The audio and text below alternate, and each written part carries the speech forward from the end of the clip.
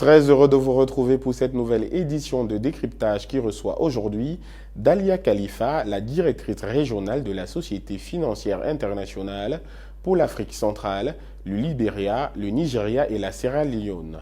Dans cet entretien exclusif, elle s'exprime sur l'action de la société financière internationale pour accompagner le développement économique du continent. Dahlia Khalifa, bienvenue sur Africa 24. Thank you very much for having me, Gilbert. Vous avez été nommée en 2022 directrice régionale pour l'Afrique centrale, le Libéria, le Nigéria et la Sierra Leone. Parlez-nous de votre nouveau rôle dans la stratégie de la société financière internationale pour construire un secteur privé plus résilient et durable afin de soutenir le développement et la création d'emplois dans la sous-région. Thank you for the question. It's an important one. Yes, I joined in this role in November of last year. I've been with IFC for a long time. I won't tell you how long. But this position is actually a new one for IFC, and it actually signifies the importance that IFC is giving to making sure that we have all levels of IFC management and staffing on the ground. We are growing our numbers across Africa and including in this region, Central Africa, Liberia, Nigeria, and the Sierra Leone, with Lagos now as our new hub for this sub-region. Madame la directrice régionale, alors que plusieurs pays de la sous-région CEMAC et le Libéria, le Nigéria ainsi que la Sierra Leone sont confrontés à des défis tels que la hausse de l'inflation et les effets du changement climatique, sur quel aspect du financement vos équipes soutiendront-elles ces pays? Thank you again. You know, what you named in terms of challenges that are facing the countries of the region are in fact challenges that are facing every country in the world, from climate change, from what's happening after COVID, from the result of what's happening in Europe. So all of these issues are causing a strain on the international economy, and countries in Africa are feeling it too.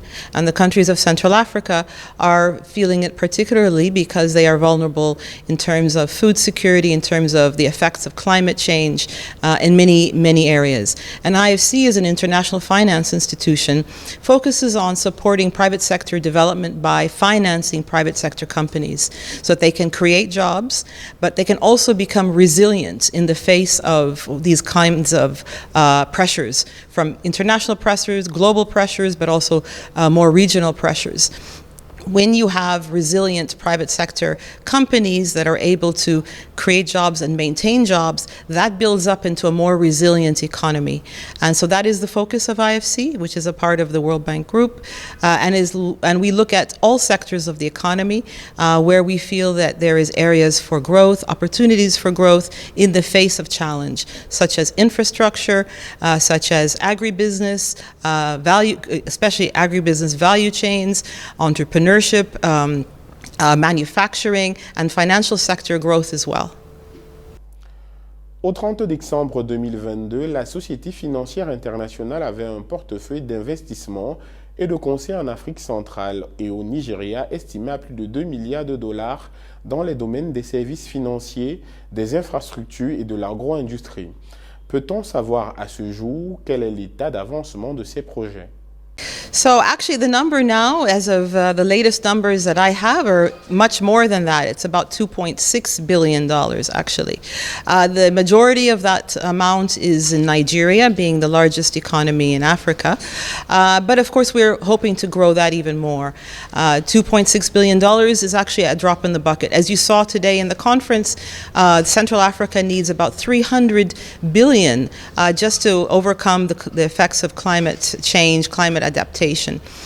And so we are working hard as IFC to make sure that we are backing private sector activities that provide that kind of sustainable finance and resiliency from any areas such as green energy, in terms of transportation, and many of the areas that I already mentioned.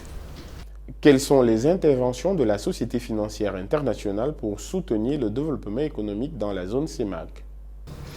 So we were beginning to say that a little bit earlier. We've done large-scale investments and smaller ones. I mean, whether it's large or small, these are all important in terms of building a robust and resilient economy. To name such a few in the context of our sustainable finance conversation today, we in Cameroon, since we are in Douala right now, invested and supported the Nachigal hydro. We also in Gabon, Kingali as well, hydro, we have supported that. And we have a number of activities that we supported, Bokum as well in Cameroon to support a move to LPG rather than using other sources of energy to heat a home which have a negative impact on the environment. And the list goes on in terms of the areas that we support to help enable countries to face the climate challenges that we all face today. Pourquoi la finance durable est-elle importante? Yeah, so in order for businesses to grow, for economies to be resilient, investment needs to be sustainable. And in today's world, sustainability means a number of things, primarily environmental sustainability, social sustainability, but also areas such as governance, health, education. All of these are elements that create a more resilient, sustainable economy in a country. And so when we talk about sustainable finance, as we have been hearing today in the discussions in the conference, we're focusing on the financial sector putting in place an enabling environment so that they are, in fact, looking at how you can green finance. What kind of investments would enable that green development and green growth? And that's what is important to build the sustainable resiliency that we're talking about. De manière concrète, en quoi consiste le projet de création de la centrale de risque signée avec la BEAC? Well, today we actually am very happy to say that we signed with BEAC a cooperation agreement for IFC to support the 6 countries of the CMAC through BEAC build a credit bureau. A credit bureau may sound like a simple word, but what it actually does is create the right conditions, enabling environment for individuals, for small businesses, large businesses to access credit. We all know that without access to credit, the potential for any economy, any business to grow is limited. And in fact, in Central Africa, you have one of the lowest penetration rates in terms of access to finance.